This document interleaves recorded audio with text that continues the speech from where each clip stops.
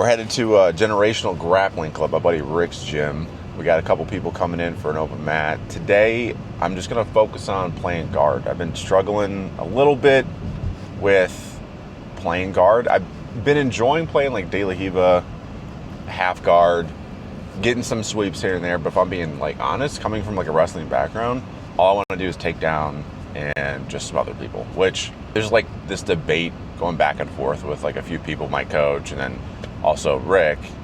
I'm like, well, does it really matter if I can take people down? Well, it does if I can't take somebody down. Like, what happens if, I go against another wrestler or whatever? I should probably have it in my back pocket. So today, I got a few guest stars coming today to the gym.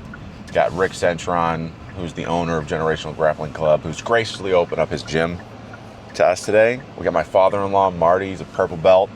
Spazzy as all hell. It's fun to roll with.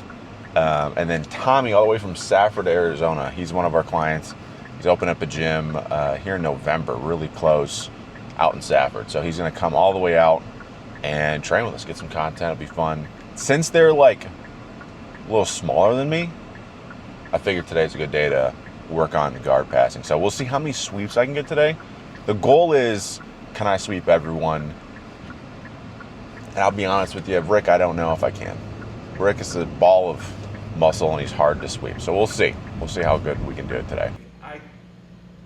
I felt like when I started, I just got murdered all the time. That's how it's supposed to be. This is not very fun. How long have you been training, Marty? Dude, like 9 years. Oh, really? Yeah, I was a white belt forever. And I had some injuries, had a couple knee surgery, had a appendix, cracked ribs, this dumb stuff that puts you out for like 4 to 6 months. Yeah. And then you just kind of lose it. And to boot, my attendance sucked. Like, I wasn't a super regular. Let's do it. Yeah. It was funny, like I started dating his daughter, and then, you meet someone's dad, you're like, oh shit, like, is it gonna go okay, whatever. And then I heard he did Jiu Jitsu, and I was like, oh, cool, like, we're good, we're fine. And then we just like talked about Jiu Jitsu all the time. How long have you been doing Jiu Jitsu? Oh, me? Really 2 years. Okay. Maybe You 3. did MMA. Yeah, because like in MMA, like I went to Nogi, but when we were doing, especially at my gym, where like it was a predominantly MMA gym. So our jiu-jitsu was, if you were in guard, 1 on the hip, 1 on the armpit, then just change, and then punch. And then if you're on bottom, just get up. Like that was the jiu-jitsu. And then after I stopped fighting, I was like, what do I do with my life? And then like I still would go and like help out and spar every once in a while, but then it was like, what am I doing this for? And then probably 3-ish years ago, when we were at the South Phoenix house, there was a gym out in South Phoenix that was only gi. And I was like, you know what, like that's a whole different sport to me at this point, like let's do it. So I joined as a white belt. I didn't know that. Yeah. So I never wore the gi, so Steve never gave me a belt. So I was a white belt, started there, and then we ended up moving closer to like my home gym, and I'm like, well, I gotta go back home, like whatever. So again, I walked into that gym as a blue belt. Steve promoted me, and then I took close to almost a year off because Mila was born, and then like I just was doing that pretty seriously the last like 2 years. Okay. And then now, like, I only do gi. Like, fuck no gi. No gi, the skill gap doesn't matter at no gi as much. Because, like, even when I was I went to tournaments. Like, I was a white belt, technically, but, when you do tournaments, I wrestled D1 in college, and I fought professionally. So you're at least a blue belt in competition. And then there was actually the World League. Okay. This was years ago. They bumped me up to purple belt. And I was like, okay. And then I won. And then like I would go against black belts in the gym and again, be fine because of my wrestling. It had nothing to do with jiu-jitsu. But that's like in no-gi, you can create so much space and scrambles, and I'm better than most jiu-jitsu practitioners at scrambling because I've been doing it since I was like 12. Yeah. So I could create opportunities. And then I remember I put on the gi and I tapped out to a guy who was like 145 pounds with a stupid fucking baseball choke. Because in wrestling, like I'm like this, just there, and it gets me, and I was like, and that was when I got hooked. I was like, what the fuck is this? Like, I need to, this is all I want to do now. Like, what up, dude? Good morning, sir. Sorry about the tardiness. You got to do your hair. Yeah, that's what I do. Rick, this is Tommy. I gotta cover the full is the fall over. The fall over. Yeah, so I call it Nobody sees I that. call it the Michael Chandler. Oh, mine's all gone already. So it tells me. Yeah. Is that the protocol? You open up a gym and start losing your hair? Yeah, it's like a warm up, low roll, but aggressive. Yeah. So anyway, we're just hand fighting. So Rick's trying to get grips. Standing? Grips. So standing? Yeah, standing, off balancing, or whatever we can. I've seen them takedowns, but we're just trying to get them off balance. Okay. Hand fighting. That kind of stuff. This is called what the cool kids call ecological training, but really it's just wrestling practice. Fuckers. I told everybody, Jake, by the way, when I got home, my wife, and then I called Marty, I was like, I got the best compliment at your gym today. They asked me if I'm on TRT. And I was telling everybody, I was so hyped about it. I literally was like, I'm gonna ask how much TRT's on, but I don't know if it was dead. I'm fucking hating him right now. It went to my head immediately. I was like, yes.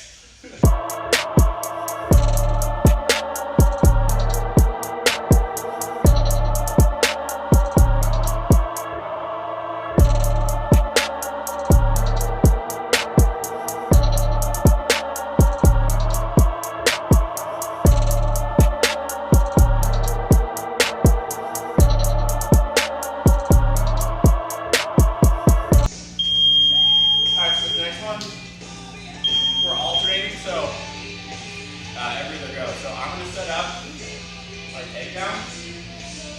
Don't go hard in the takedown, go hard in the setup. So it'll look more like your hand fight.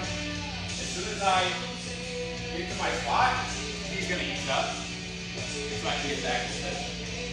Right, so finishing. Finish, but as soon as I touch legs, chill, but it's just hard setup, right? That makes sense? And then the next person goes.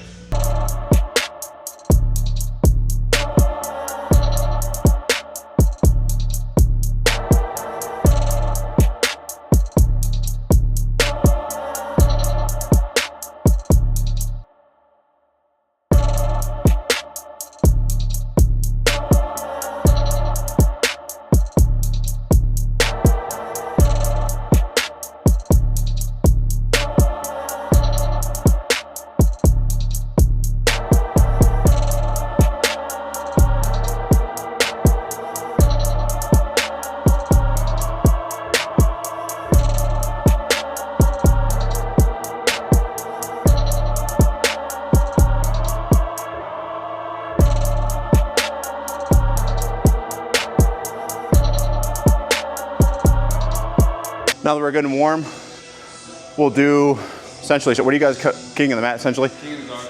King of the guard. We're just alternating. One thing I didn't realize we did last time, don't just go close guard, you can do open guard too. So play open guard as well.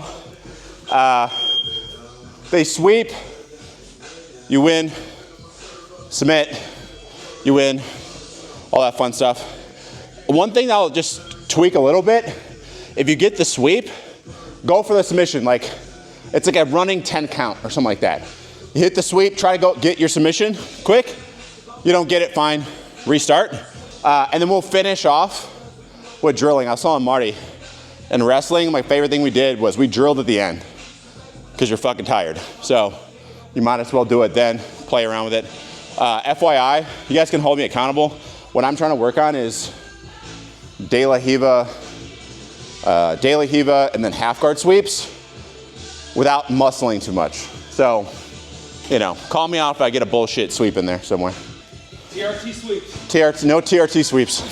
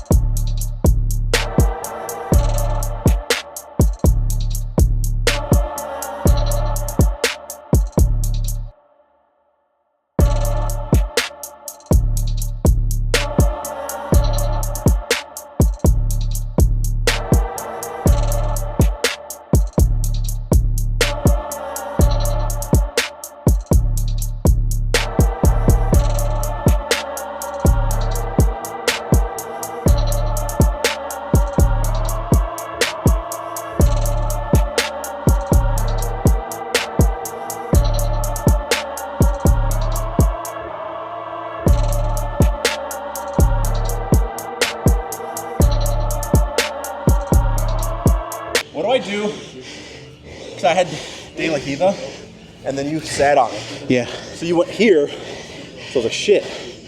Right. I came down here to trap this leg because I don't want you to extend me. And the moment you start extending me, you're opening up my knee because you need this to extend. Yeah. And I want to extend my leg generally. And the problem is, when you have the other grips, you're gonna take me over, you're gonna off balance me real easy. So once I have my base here, you start extending, right? I kick that grip up and I start coming in this way. Yeah. You kept the pant grip, that's what stopped me too. It was too hard to break your pant grip. But once I'm here, I started coming underneath, but you didn't let me get this. You start bringing this knee inside already, here. And just, that's where I was stuck most of the time. I know. I don't want to tell you, but that pant grip saved everything. But it also, you had a wrist lock. I tried to push my knee, my shin into it. I felt like I was like this. I was like, nothing. You're not wrist locking. Fuck you. I felt it because your hand was like this. I started going like this. I'm like, keep pushing forward, keep pushing forward. So but the legs start pushing me. On my De La Riva like that, you go to one knee.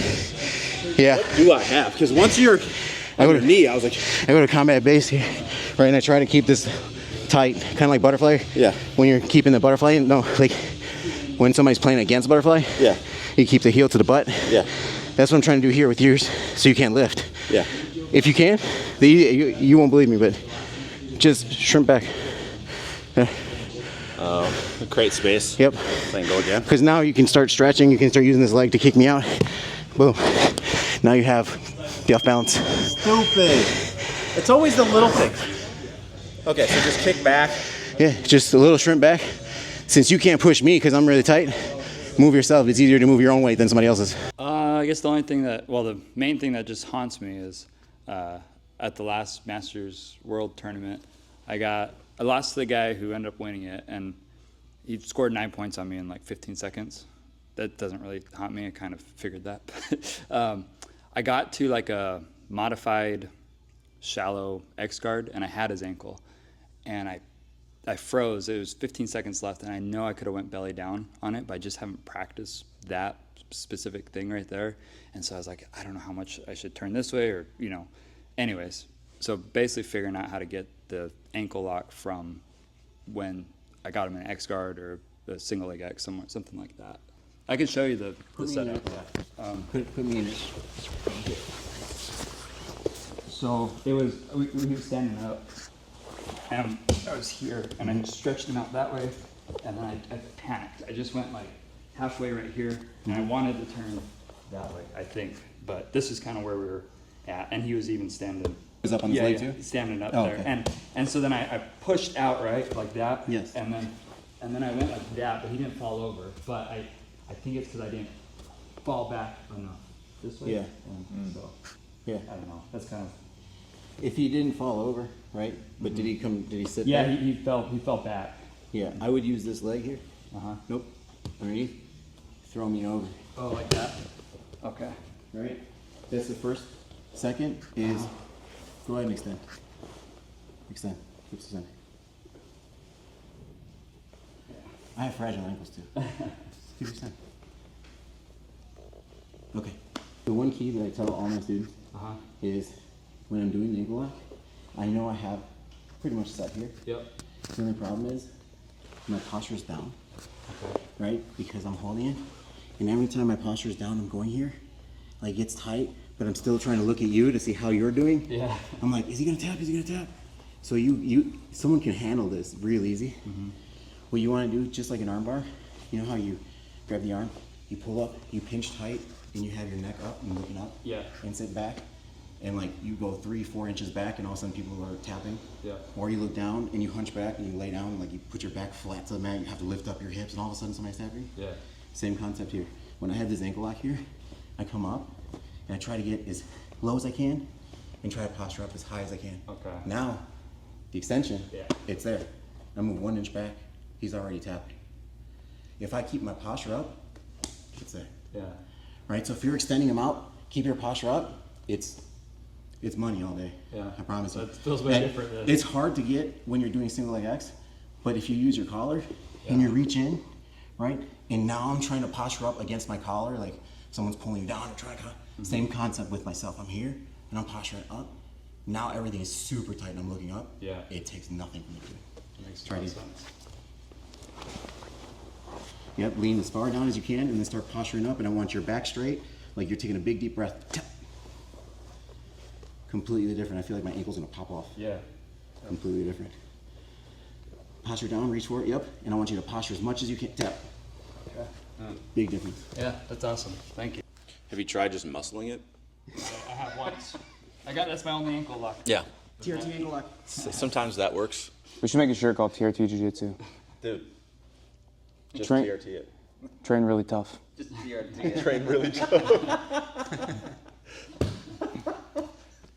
The only thing that I'm like working on is when to bail and switch to another, kind of like what we're working on is when to switch out of De La Riva, because I'll be kind of stubborn with it. Like, Jay, let me use you actually. It's when they pass. Well, it's like, but here's the funny thing. There's times where it feels like, Loose? oh, I'm fine. So especially if I think the confidence comes from if I have this. So I feel like I'm still pushing. But the big trouble is if you finally get my leg underneath here, it's like, all right, well, shit, when, because I can keep it out, but at this point I don't have that same push.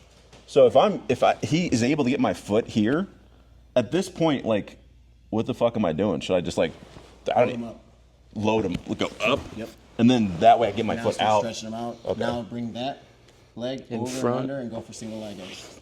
Boom. Yeah, Over the hip. but this would imply that I play guard. But all right, There. Now Don't you like- turn your knees that way? yeah, Don't you like standing up a lot? yeah. I usually just get up. You know, I don't remember, I think you showed this last week. We're in De La Riva. I like this one a lot. Where if I have you and I have to load you or whatever and extend, instead of trying to I usually like to swim through and come to the back, but you can just grab right here when they're like really low, pick that shin up.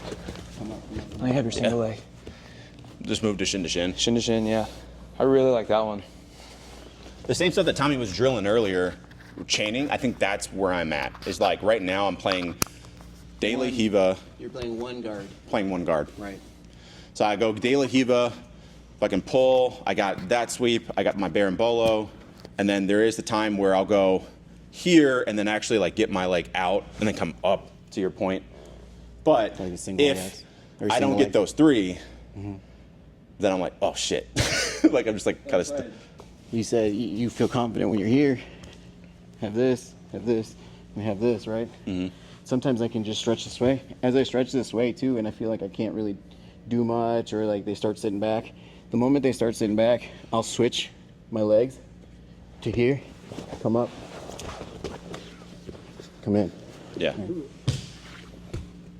If I could get Tommy and you to do that drill that you said you do in the morning with all those different transitions, I'd love to have a recording of that. Something to work on. All right. So top person's gonna start in like this knee cut. Bottom person's gonna start in the De La Riva or reverse De La Riva.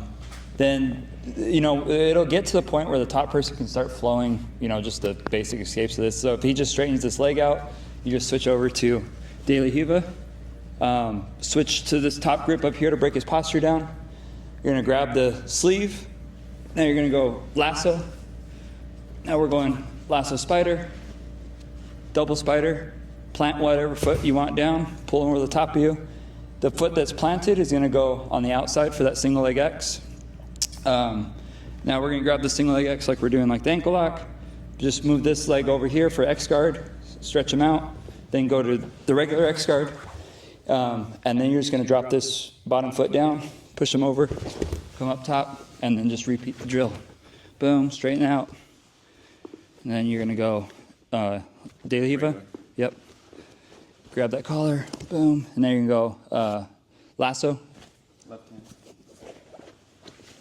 Then spider, double spider, plant whatever foot you want down, single leg X.